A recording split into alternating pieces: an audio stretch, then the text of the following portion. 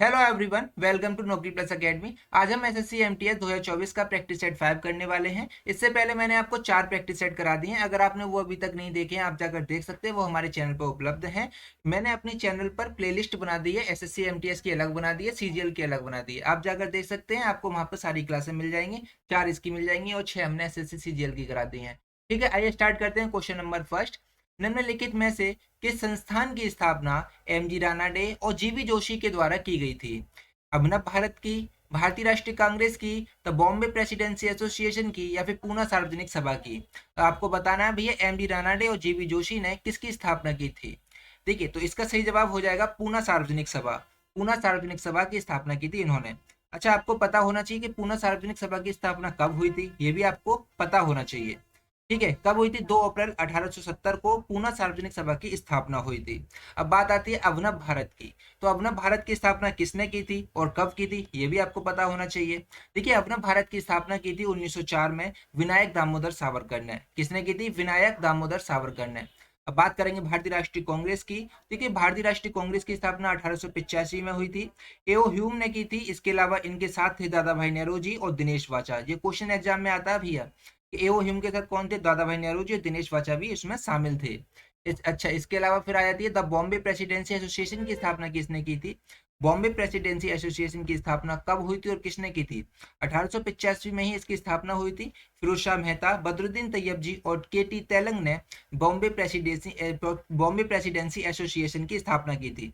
ठीक है, याद रखेंगे, सारी चीजें इंपॉर्टेंट है। आगे चलते हैं नेक्स्ट क्वेश्चन की तरफ। देखिए, नेक्स्ट क्वेश्चन है हमारे पास। 1873 में ब्लैक रिएक्शन तकनीकी से रंगे तंत्रिका ऊतक की पहली तस्वीर किसने प्रकाशित की, जिसमें संपूर्ण तंत्रिका कोशिका का वर्णन किया था? तो ऐसा कौन सा वैज्ञानिक था इसमें से जिसने तंत्रिका ऊतक की पहली तस्वीर प्रकाशित की थी और उसने तंत्रिका कोशिका का पूरी तरह से वर्णन किया था? अल्टमैन ने, कैमिलो गॉल्जी ने, हार्वे ने, या फिर रॉबर्ट ब्राउन ने? किया था? तो ये किया था कैमिलो गोल्गी ने। इसका सही जवाब हो जाएगा ऑप्शन बी, कैमिलो गोल्गी। इसके अलावा कैमिलो गोल्गी ने गोल्जी उपकरण की भी खोज की है, जो कि हमारी कोशिका का एक भाग होता है। ठीक है। अच्छा जी, इसे आगे देखते हैं। देखिए, इनको इसकी खोज के लिए 1906 में उनके कार्य के लिए सेटियागो रामेन वाई काजल के साथ मिलकर इनको नोबेल पुरस्कार भी मिला है मेडिसिन का। कब मिला है? 1906 में। ठीक है, 1906 में इनको सेटियागो रामोन वाई काजल के साथ मिलकर मेडिसिन में नोबेल पुरस्कार मिला है इसकी खोज के लिए। ठीक है, याद रखेंगे। अब बात हो रही है नोबेल पुरस्कार की, तो आपको पता होना चाहिए नोबेल पुरस्कार किसके द्वारा दिया जाता है। नोबेल पुरस्कार नोबेल फाउंडेशन के द्वारा दिया जाता है और नोबेल फाउंडेशन की स्थापना 1900 में हुई थी। कब हुई थी नोबेल फाउंडेशन की स्थापना? 1900 में हुई थी। ठीक है, याद रखेंगे। अच्छा, अब पहला नोबेल कब दिया गया था? तो पहला नोबेल 1901 में पहला नोबेल दिया गया था। अच्छा, नोबेल पुरस्कार दिया कब जाता है, किस दिन दिया जाता है? नोबेल पुरस्कार 10 दिसंबर वाले दिन दिया जाता है। 10 दिसंबर को ही क्यों दिया जाता है? क्योंकि इस दिन अल्फ्रेड नोबेल की पुण्यतिथि है। ठीक है, याद रखेंगे। आखिरकार अल्फ्रेड नोबेल ने क्या किया था जिसकी वजह से इनके नाम पर नोबेल पुरस्कार दिया जाता है? देखिए, इन्होंने 1867 ईस्वी में 1867 में इन्होंने डायनामाइट की खोज की थी। किसकी खोज की थी? डायनामाइट की खोज की थी। अच्छा, अब बात हो रही है नोबेल की, तो आपको पता होना चाहिए। और भैया, नोबेल कितने क्षेत्रों में नोबेल पुरस्कार दिया जाता है? देखिए, नोबेल पुरस्कार 6 क्षेत्रों में दिया जाता है। और कौन कौन से क्षेत्रों में दिया जाता है, ये भी आपको पता होना चाहिए। देखिए, भौतिक विज्ञान, रसायन विज्ञान, अर्थशास्त्र। भौतिक विज्ञान, रसायन विज्ञान, अर्थशास्त्र। इसके अलावा मेडिसिन, साहित्य और शांति के क्षेत्र में नोबेल पुरस्कार दिया जाता है। ठीक है, याद रखेंगे। ये सारे आपके सब्जेक्ट ही हैं, इनके क्षेत्र में दिया जाता है, केवल शांति को छोड़ दिया जाए तो। ठीक है। अच्छा, आगे देखेंगे। आगे हैं। देखिए, अब बात आती है अल्टमैन ने किसकी खोज की थी? माइटोकॉन्ड्रिया की खोज की थी अल्टमैन ने। ठीक है, और विलियम हॉर्वे ने रक्त परिसंचरण तंत्र की खोज की थी। और रॉबर्ट ब्राउन ने केंद्रिका की खोज की थी। ये कोशिका के भाग होते हैं, ये कोशिका का भाग है, ये कोशिका का भाग है, माइटोकॉन्ड्रिया। ठीक है, याद रखेंगे। आगे देखते हैं हम नेक्स्ट क्वेश्चन। नेक्स्ट क्वेश्चन है हमारे पास, निम्नलिखित में से cracking the code my journey in Bollywood पुस्तक के सह लेखकों में से एक थे? कौन है भैया cracking the code my journey in Bollywood के लेखक? कौन है इसमें से? गौरी खान, शुभ्रा गुप्ता, आयुष्मान खुराना, शशि थरूर? कौन है? तो इसका सही जवाब हो जाएगा आयुष्मान खुराना है, ऑप्शन सी, आयुष्मान खुराना। ठीक है, याद रखेंगे। अच्छा, अब बात आ जाती है गौरी खान की। तो गौरी खान ने कोई पुस्तक लिखी है, वो कौन सी लिखी है, इसे देख लेते हैं। गौरी खान की पुस्तक का नाम है माई लाइफ इन डिजाइन। क्या नाम है? My life in design. अच्छा, शुभ्रा गुप्ता ने कौन सी लिखी है? शुभ्रा गुप्ता ने लिखी है इरफानी life in movies. Shubhra Gupta ने लिखी है। अच्छा, अब आती है शशि थरूर की। तो शशि थरूर की द्वारा लिखी हुई पुस्तक का नाम है अंबेडकर ए लाइफ। क्या नाम है? अंबेडकर ए लाइफ। इसके अलावा कुछ और पुस्तक देख लेते हैं जो आजकल चर्चा में है, बहुत ज्यादा चर्चा में एग्जाम में आई हुई हैं। कौन कौन सी? रामनाथ कोविंद। रामनाथ कोविंद के द्वारा लिखी हुई पुस्तक का नाम है नए भारत का सामवेद। इसके अलावा फिर आती है के शैलजा। के शैलजा के द्वारा लिखी हुई पुस्तक का नाम है my life as a comrade. ठीक है, my life as a comrade काफी चर्चित पुस्तक रही है, याद रखेंगे इसे। इसके अलावा अमिताभ बच्चन की लिखी हुई पुस्तक का नाम है सोल करी फॉर यू एंड मी। क्या नाम है इनकी पुस्तक का? सोल करी फॉर यू एंड मी। अच्छा, इसके अलावा फिर आती है मेघनाथ देसाई। मेघनाथ देसाई की पुस्तक का नाम है the poverty of political economy, how economics embed the poor. ठीक है, याद रखेंगे। क्या नाम है इनकी पुस्तक का नाम? The poverty of political economy, how economics embed the poor. ठीक है, ये सारी चीजें याद रखेंगे, पुस्तक और पुस्तकों के लेखकों के नाम।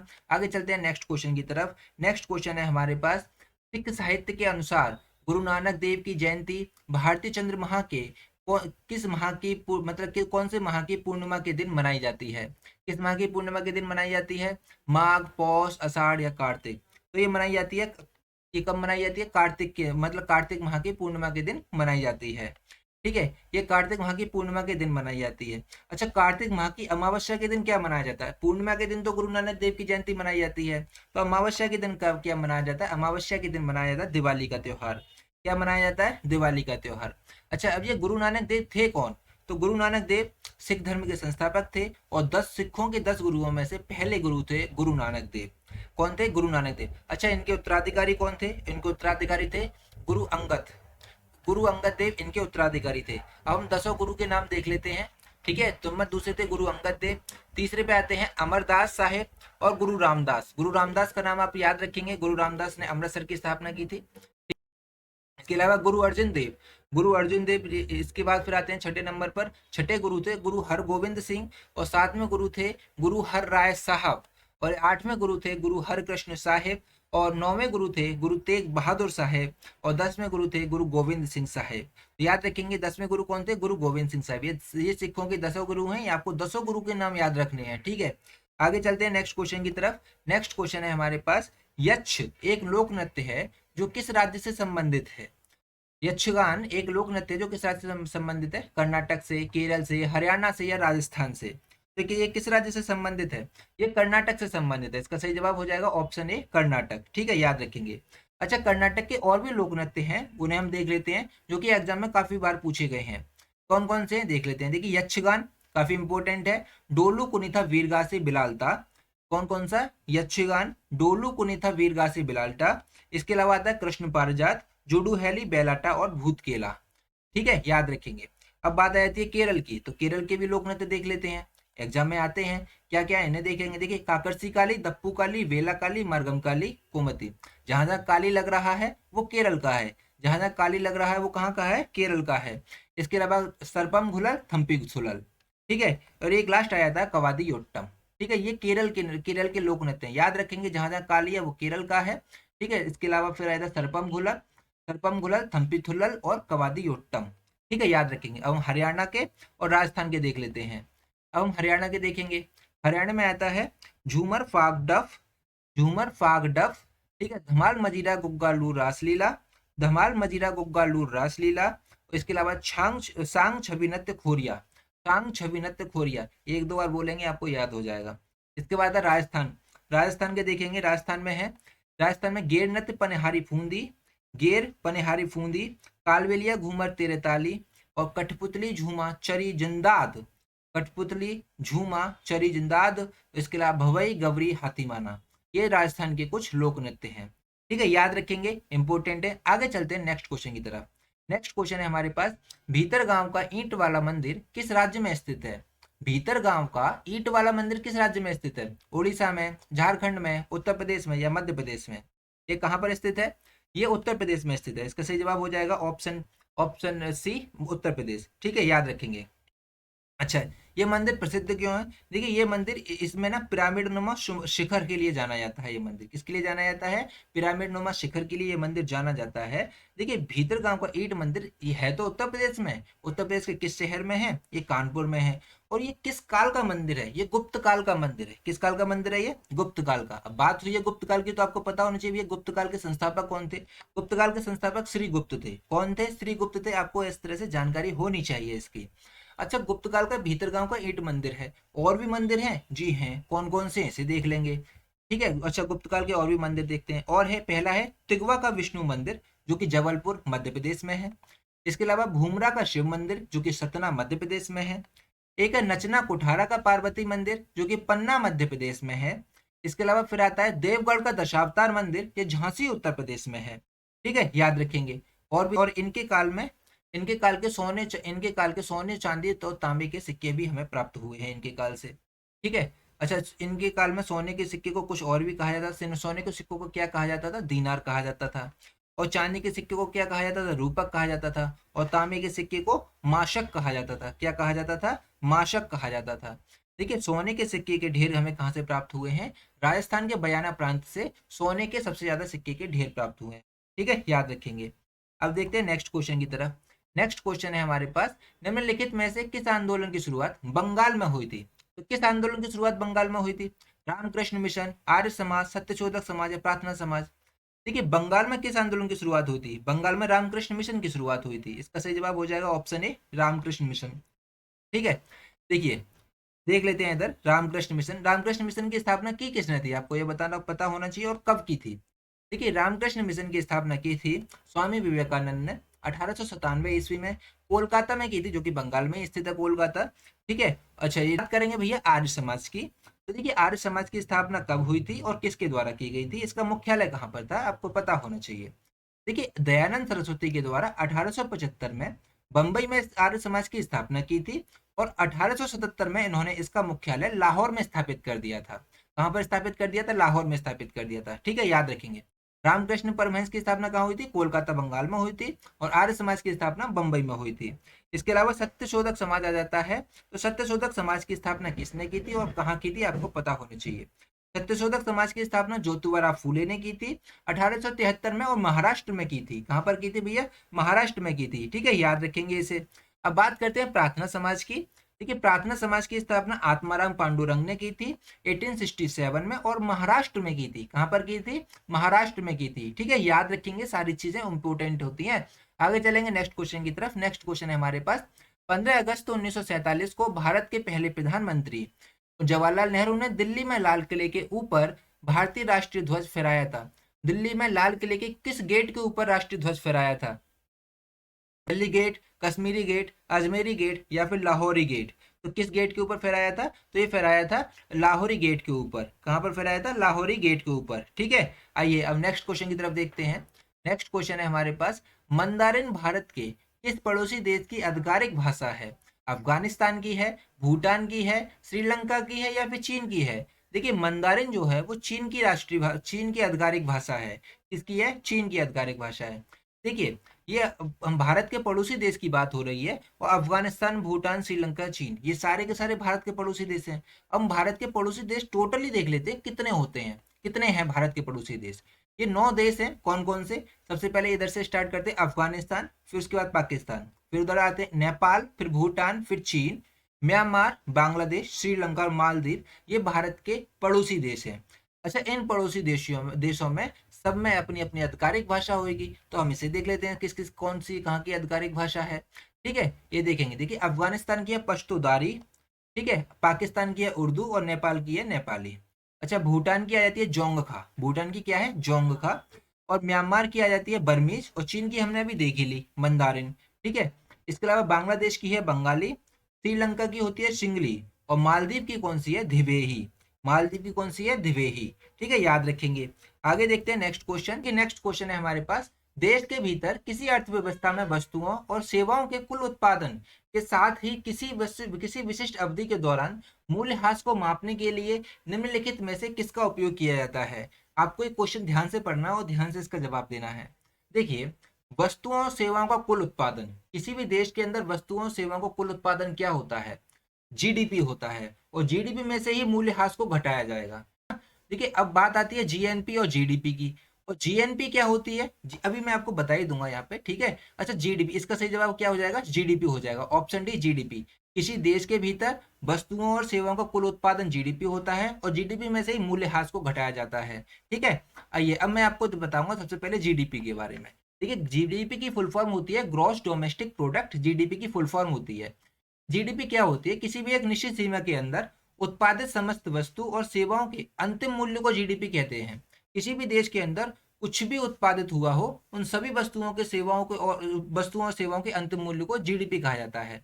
लेकिन सीमा के बाहर वस्तु को जीडीपी में शामिल नहीं किया जाता है, वो भारतीय नहीं क्यों ना किया कमाया हो कुछ भी, ठीक है। क्यों ना भारतीय आदमी अमेरिका में उसने जाके कमाई क्यों ना की हो, लेकिन उसको जीडीपी में शामिल नहीं किया जाएगा। जीडीपी में शामिल उसी को किया जाएगा जो हमारे देश के अंदर उत्पादन हुआ है, उसको जीडीपी में शामिल किया जाएगा। इसे एग्जाम्पल के माध्यम से समझेंगे, देखिए आप इसे अच्छी तरह समझ जाएंगे। देखिए जैसे कि टाटा की कंपनी है, अपनी भारतीय कंपनी है, उसने 800 रुपये का उत्पादन किया। एक वीवो की कंपनी है जो बाहर की कंपनी है और भारत में उत्पादन करती है, 300 रुपये का इसने उत्पादन किया। और एक भारतीय व्यक्ति है जो कि विदेश चला गया है, उसने 150 रुपये का उत्पादन किया। तो आप बताइए जीडीपी क्या होगी, तो इसकी जीडीपी हो जाएगी 800 प्लस 300, 1100 रुपये। तो आप कहेंगे इसको क्यों नहीं शामिल किया, क्योंकि इसने विदेश में उत्पादन किया है, वो विदेश की जीडीपी में शामिल हो जाएगा, वो अपनी भारत की जीडीपी में शामिल नहीं होगा। भारत की जीडीपी में वही चीज आएगी जो भारत के अंदर उत्पादित हुई है, ठीक है। याद रखेंगे कितने रुपए का जीडीपी कितने की होगी, 1100 रुपये की होगी। अभी आपको ये समझ में आया होगा जीडीपी का मतलब, ठीक है। अच्छा अब बात आई थी जीएनपी की। अब जीएनपी क्या होता है, ग्रॉस नेशनल प्रोडक्ट, जीएनपी की फुल फॉर्म होती है। जीएनपी में क्या होता है, इसमें केवल भारतीय की आय को शामिल किया जाता है। इसमें केवल भारतीय की आय को शामिल किया जाता है, चाहे उसने भारत के अंदर कमाई हो या फिर उसने भारत के बाहर किया हो। इसमें भारतीय के ही आय को शामिल किया जाएगा, ये पैसा राष्ट्र के काम का होता है।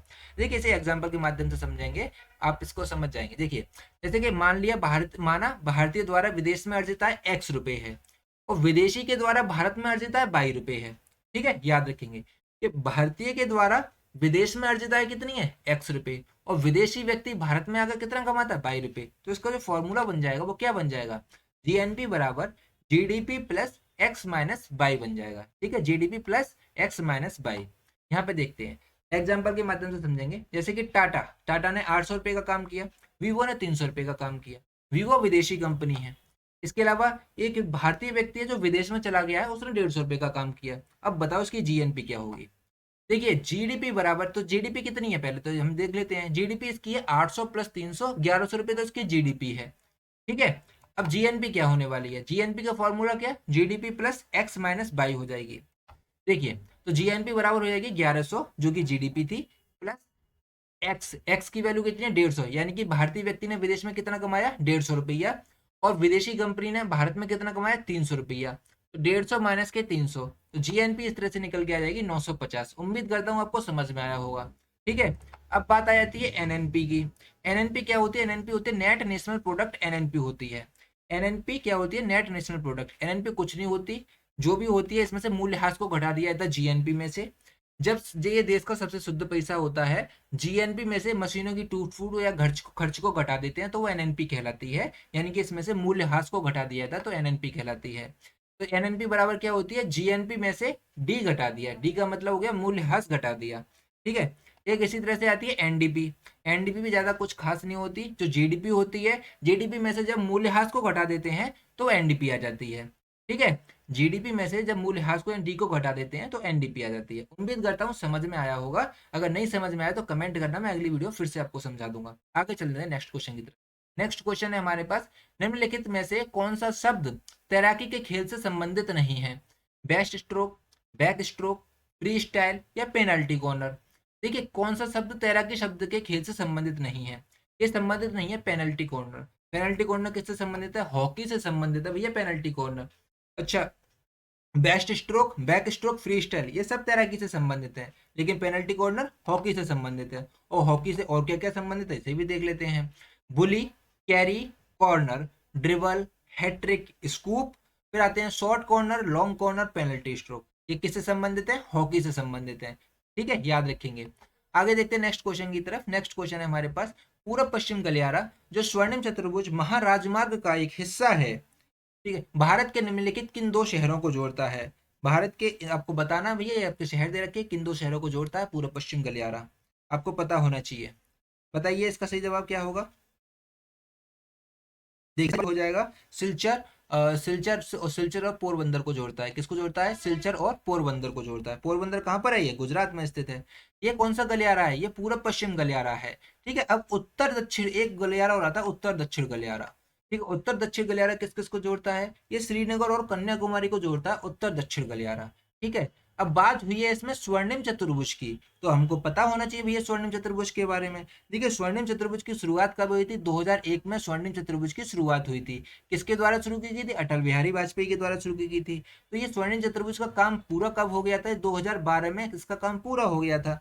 ठीक है, और ये भारत का सबसे बड़ा राजमार्ग है। और इसकी लंबाई कितनी है भैया? इसकी लंबाई 5846 किलोमीटर इसकी लंबाई है। ठीक है, और ये किन किन शहरों को जोड़ता है स्वर्णिम चतुर्भुज? दिल्ली, चेन्नई और कोलकाता, मुंबई को जोड़ता है ये। ठीक है, दिल्ली चेन्नई को जोड़ता है, कोलकाता मुंबई को जोड़ते हुए ये एक चतुर्भुज बनाता है। क्या बनाता है? ये एक चतुर्भुज बनाता है। ठीक है, याद रखेंगे। आगे चलते हैं नेक्स्ट क्वेश्चन की तरफ। भारतीय संविधान के अनुच्छेद 44 का उद्देश्य क्या है? आर्टिकल 44 का उद्देश्य क्या है? आर्टिकल 44 जो कि नीति निर्देशक तत्व में आ जाता है। अच्छा देखते हैं इसके ऑप्शन। कलात्मक या ऐतिहासिक रुचि के प्रत्येक स्मारक या स्थान की सुरक्षा करना। देखिए स्मारक या स्थान की सुरक्षा करना ये आर्टिकल 49 में है, तो ये तो आर्टिकल 44 में नहीं होगा। ऑप्शन बी चेक करते हैं। राज्य की सार्वजनिक सेवाओं में न्यायपालिका को कार्यपालिका से अलग करना। ठीक है, न्यायपालिका को पालिका से अलग करना ये आर्टिकल 50 में है, ये भी नहीं होगा आर्टिकल 44 में। ऑप्शन सी चेक करते हैं। पर्यावरण की रक्षा और सुधार करना तथा देश के वनों और वन्य जीवों की सुरक्षा करना ये आर्टिकल 48 के कम है, 48 के कम है। अच्छा 48 में है कृषि और पशुपालन को बढ़ावा देना, ये 48 में है। और वन्य जीवों की सुरक्षा करना ये आर्टिकल 48 के यानी 48 के कम है, तो ये भी नहीं होगा। ऑप्शन डी चेक करते हैं। भारत के राज्य क्षेत्र में नागरिकों के लिए एक समान नागरिक संहिता सुनिश्चित करना। जी ये बिल्कुल सही बात है, आर्टिकल 44 में ही है समान सिविल संहिता या फिर समान नागरिक संहिता। इसका सही जवाब हो जाएगा ऑप्शन डी। ठीक है, अच्छा ये हमने लिख भी दिए हैं। जो स्मारक के स्थान की सुरक्षा करना क्या होता है? आर्टिकल 49 में है। न्यायपालिका को कार्यपालिका से अलग करना आर्टिकल 50 में है। और वन्य जीवों की सुरक्षा करना आर्टिकल 48 के काम में है। और कृषि और पशुपालन को बढ़ावा देना और संगठन बनाना ये आर्टिकल 48 में है। ये मैंने आपको लिख भी दिया है। ठीक है, आइए चलते हैं नेक्स्ट क्वेश्चन की तरफ। नेक्स्ट क्वेश्चन है हमारे पास। कमलेश्वर के निम्नलिखित में से किस उपन्यास को 2003 में साहित्य अकादमी पुरस्कार से सम्मानित किया गया था? जलती हुई नदी, काली आंधी, कितने पाकिस्तान, एक सड़क 57 गलियां। तो इसका सही जवाब क्या हो जाएगा? तो इसका सही जवाब हो जाएगा कितने पाकिस्तान। आइए चलते हैं नेक्स्ट क्वेश्चन की तरफ। नेक्स्ट क्वेश्चन है हमारे पास। रोशन कुमारी, शोभना नारायण, माया राव और कुमुदनी लखिया प्रख्यात कलाकार हैं। किसके प्रख्यात कलाकार हैं? कौन कौन? रोशन कुमारी, शोभना नारायण, माया राव और कुमुदनी लखिया। ओडिसी के, कुचिपुड़ी के, कथक के या मोहिनीअट्टम के? तो ये है कथक के। ये है किसके? कथक के। इसका सही जवाब हो जाएगा ऑप्शन सी कथक हो जाएगा। ठीक है, अब कथक के बारे में थोड़ा देखेंगे। और कौन कौन कलाकार हैं कथक के, ये तो है ही है, इसके अलावा और कौन है जो कि इंपॉर्टेंट रहते हैं? बिरजू महाराज, लच्छू महाराज, शोभना नारायण, जो कि यहाँ पे दिए रखा शोभना नारायण। कौन कौन फिर से देखेंगे? बिरजू महाराज, लच्छू महाराज, शोभना नारायण। और आते हैं नलिनी अस्थाना, कमलिनी अस्थाना, कुमकुमधर, उमा शर्मा। ठीक है, याद रखेंगे कौन कौन? बिरजू महाराज, लच्छू महाराज, शोभना नारायण, नलिनी अस्थाना, कमलिनी अस्थाना, कुमकुमधर, उमा शर्मा, ये कथक के नर्तक हैं। आगे देखते हैं ओडिसी के। अभी ओडिसी के देखेंगे, कुचिपुड़ी और मोहिनीअट्टम के सभी के देखेंगे। देखो ओडिसी के देखते हैं। सोनल मानसिंह, हरिकृष्ण बेहरा, संयुक्ता पनिग्राही, केलुचरण महापात्र और सुजाता महापात्र, ये हैं। और इसके अलावा है मीनाती मिश्रा और माधवी मुदगल, ये ओडिसी के कलाकार हैं। ठीक है, याद रखेंगे कौन कौन? सोनल मानसिंह, हरिकृष्ण बेहरा, संयुक्ता पनिग्राही, केलुचरण महापात्र, सुजाता महापात्र, मीनाती मिश्रा और माधवी मुदगल। ठीक है, आगे देखते हैं कुचिपुड़ी के देखेंगे आप। कुचिपुड़ी के कौन कौन है ऐसे देखते हैं। कुचिपुड़ी की अपर्णा सतीशन, राधा रेड्डी, पद्मा रेड्डी और यामिनी कृष्णमूर्ति, स्वप्न सुंदरी और शोभा नायडू। ठीक है, कौन कौन? अपर्णा सतीशन, राधा रेड्डी, पद्मा रेड्डी, यामिनी कृष्णमूर्ति, स्वप्न सुंदरी और शोभा नायडू। अब मोहिनीअट्टम के देख लेते हैं। मोहिनीअट्टम के हैं कलामंडलम कल्याणी अम्मा, कलामंडलम छेमवती। ठीक है, इसके अलावा है भारती शिवाजी, हेमा मालिनी, डॉक्टर सुनंदा नायर, स्मिता राजन और राधा दत्ता। ठीक है, याद रखेंगे। नेक्स्ट क्वेश्चन की तरफ चलते हैं। नेक्स्ट क्वेश्चन है हमारे पास, डेबिट कार्ड में क्या अंतर होता है। देखिए क्रेडिट कार्ड क्या होता है, डेबिट कार्ड क्या होता है। देखिए क्रेडिट कार्ड में क्या होता है कि अगर आपके अकाउंट में पैसे नहीं है फिर भी आप वहां से पैसे निकाल सकते हैं, शॉपिंग वगैरह कर सकते हैं क्रेडिट कार्ड से। लेकिन डेबिट कार्ड से उतना ही पैसा निकलता है जितना आपके अकाउंट में है। ठीक है, क्रेडिट कार्ड से एक्स्ट्रा भी पैसा निकल जाता है, उसकी कुछ लिमिट बना देते हैं, जैसे 10,000 रुपये तक निकाल सकते हैं, 20,000 रुपये तक निकाल सकते हैं। तो इस तरह से आप बैंक से पैसा उधार ले सकते हैं क्रेडिट कार्ड की सहायता से। आइए ऑप्शन चेक करते हैं। ऑप्शन में देखते हैं यहाँ पर क्या है। इसमें डेबिट कार्ड का उपयोग ऑनलाइन लेन देन के लिए किया जाता है, जबकि क्रेडिट कार्ड का उपयोग वो नहीं किया जाता। यहाँ पर नहीं आएगा भैया, ठीक है। अच्छा ऑप्शन बी चेक करते हैं। क्रेडिट कार्ड के लिए पिन की आवश्यकता होती है, जबकि डेबिट कार्ड के लिए हस्ताक्षर की आवश्यकता होती है। ऐसी भी कोई विशेषता नहीं है। डेबिट कार्ड से सीधे बैंक खाते से पैसे निकाले जा सकते हैं, जबकि क्रेडिट कार्ड से एक निश्चित सीमा तक ऋण लिया जा सकता है। ये बिल्कुल सही जवाब है। ठीक है, डेबिट कार्ड पर क्रेडिट कार्ड की तुलना में ब्याज दरें अधिक होती है। भैया डेबिट कार्ड पर ब्याज दर अधिक होगी क्यों, जब उस पर लोन ही नहीं लिया जाएगा। तो डी तो ऑप्शन वैसे भी गलत हो गया। इसका सही जवाब हो जाएगा ऑप्शन सी। ऑप्शन सी इसका सही जवाब हो जाएगा। क्रेडिट कार्ड से एक निश्चित सीमा तक ऋण लिया जा सकता है। आइए देखते हैं नेक्स्ट क्वेश्चन की तरफ। जिसके पास क्रेडिट कार्ड होगा उसको पता होगा उसके बारे में। ठीक है, अच्छा अब देखें किस नदी को सांगपो नदी के नाम से भी जाना जाता है। किसको सांगपो नदी के नाम से भी जाना जाता है। गंगा नदी, गंडक, कावेरी या ब्रह्मपुत्र नदी। किसको जाना जाता है भैया, ब्रह्मपुत्र नदी को जाना जाता है सांगपो नदी के नाम। ये तिब्बत से निकलती है। कहाँ से निकलती है, तिब्बत से। ठीक है, अच्छा ब्रह्मपुत्र नदी तिब्बत से निकलती है और ब्रह्मपुत्र नदी को तिब्बत में सांगपो नदी कहते हैं। कौन कौन सी नदी कहते हैं, सांगपो नदी कहते हैं। अब इसके बारे में थोड़ा देख लेते हैं, इसका उद्गम वगैरह कहाँ से होता है। ठीक है, ब्रह्मपुत्र नदी का उद्गम होता है मानसरोवर झील, तिब्बत के निकट कैलाश श्रेणी के चेमा युंगडुंग हिमनद यानी कि चेमा युंगडुंग ग्लेशियर से इसका उद्गम होता है। ठीक है, ब्रह्मपुत्र नदी का उद्गम कहाँ से होता है, चेमा युंगडुंग ग्लेशियर से होता है, याद रखेंगे। अच्छा इसकी सहायक नदियां आती हैं, एग्जाम में पूछ लेते हैं। अच्छा देख लेते हैं इसकी सहायक नदियां कौन कौन सी हैं।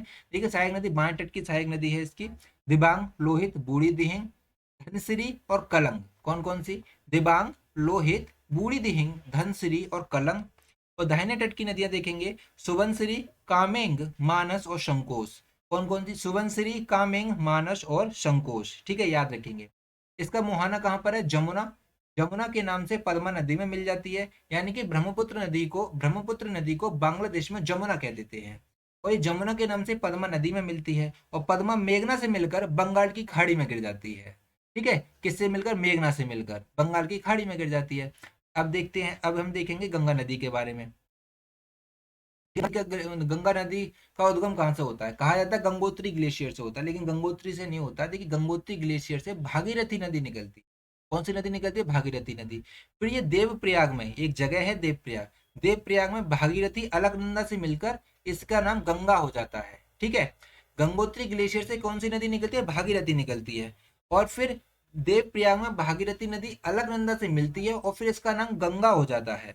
ठीक है, याद रखेंगे। इसकी सहायक नदियां देख लेते हैं। बांसुरी की सहायक नदी देखेंगे, रामगंगा, घाघरा, गंडक, बागमती, कोसी, महानंदा। ठीक है, और दाएं सिरे की नदियां देखेंगे, यमुना, सोन, टोंस। ये इसकी दाएं सिरे की सहायक नदियां हो जाती हैं। ठीक है, याद रखेंगे। इसका मुहाना बंगाल की खाड़ी में है, मेघना के नाम से इसका बंगाली खाड़ी में गिर जाती है ये नदी, गंगा नदी। अब आगे देखते हैं। ठीक है, आगे क्या, आगे कौन सी नदी, आगे गंडक नदी। आगे गंडक नदी के बारे में देखेंगे। गंडक नदी का उद्गम होता है नेपाल हिमालय से, गंडक नदी का उद्गम होता है। ठीक है, इसकी सहायक नदियां त्रिशूली और मांडी इसकी सहायक नदियां हैं। और इसका मुहाना है गंगा में मिल जाती है, यानी गंगा में मिल जाती है ये नदी। ठीक है, और पटना के समीप सोनपुर में गंगा में मिल जाती है। ठीक है, इससे त्रिवेणी नहर निकलती है। कौन सी नहर निकलती, त्रिवेणी नहर। अब कावेरी के बारे में देखते हैं। कावेरी का उद्गम ब्रह्मगिरी पहाड़ी से होता है, जो कि कुर्ग जिले में है, कर्नाटक के। ये कहाँ से होता है कावेरी का उद्गम, ब्रह्मगिरी पहाड़ी से होता है, जो कि कुर्ग जिले में है, कर्नाटक के। अच्छा जी, इसकी सहायक नदियां देखते हैं। दाएं तट की सहायक नदी है लक्ष्मण तीर्थ, काबिनी, सुवर्णवती, भवानी, अमरावती। ये कौन कौन सी, लक्ष्मण तीर्थ, काबिनी, सुवर्णवती, भवानी, अमरावती। और बाएं तट की नदियां हो जाती हैं हरंगी, हेमवती, शिमशा, अर्कावती। हरंगी, हेमवती, शिमशा, अर्कावती। इसे दक्षिणी गंगा भी कहते हैं। ये 12मासी नदी होती है और इसका मुख्य, इसके कावेरी नदी पर मुख्य जलप्रपात बना हुआ शिव समुद्रम जलप्रपात। याद रखेंगे, एग्जाम में काफी बार पूछा जाता है, शिव समुद्रम जलप्रपात किस नदी पर बना हुआ। नील नदी का पानी किस में गिरता है, विक्टोरिया झील में, हिंद महासागर में, भूमध्य सागर में, तंगानिका झील में। ठीक है, नील नदी का पानी जो गिरता है वो भूमध्य सागर में गिरता है। कहाँ पर गिरता है, भूमध्य सागर में, इसका सही जवाब हो जाएगा। ठीक है, नेक्स्ट क्वेश्चन की तरफ देखते हैं। नेक्स्ट क्वेश्चन हमारे पास, भारतीय संविधान का अनुच्छेद 149 किससे संबंधित है। भारत भारत के नियंत्रक एवं महालेखा परीक्षक की नियुक्ति के लिए आवश्यक योग्यताएं, भारत के नियंत्रक एवं महालेखा परीक्षक के कर्तव्य एवं शक्तियां, भारत के नियंत्रक एवं महालेखा परीक्षक के कार्यकाल कार्यालय का कार्यकाल और भारत के नियंत्रक और महालेखा परीक्षक की नियुक्ति। इससे संबंधित है भैया आर्टिकल 149। आर्टिकल 149 जो संबंधित है वो कर्तव्य और शक्तियों से संबंधित है, भारत के नियंत्रक और महालेखा परीक्षक के कर्तव्य एवं शक्तियां। देखते हैं नेक्स्ट क्वेश्चन। नेक्स्ट क्वेश्चन है हमारे पास, पृथ्वी की परपटी में मौजूद 7वीं सबसे प्रचुर मात्रा में पाई जाने वाली धातु का नाम क्या है, जिसका नाम मध्ययुगीन लैटिन शब्द कैलियम से लिया गया है। तो पृथ्वी की परपटी में मौजूद 7वीं सबसे प्रचुर मात्रा में पाई जाने वाली धातु का क्या नाम है, वो नाम है पोटेशियम। इसका सही जवाब हो जाएगा option D, potassium. Next video पर तब तक के लिए टेक केयर, बाय बाय। अगर आपको हमारा वीडियो कंटेंट अच्छा लगा तो प्लीज हमारे चैनल को लाइक शेयर सब्सक्राइब जरूर करें।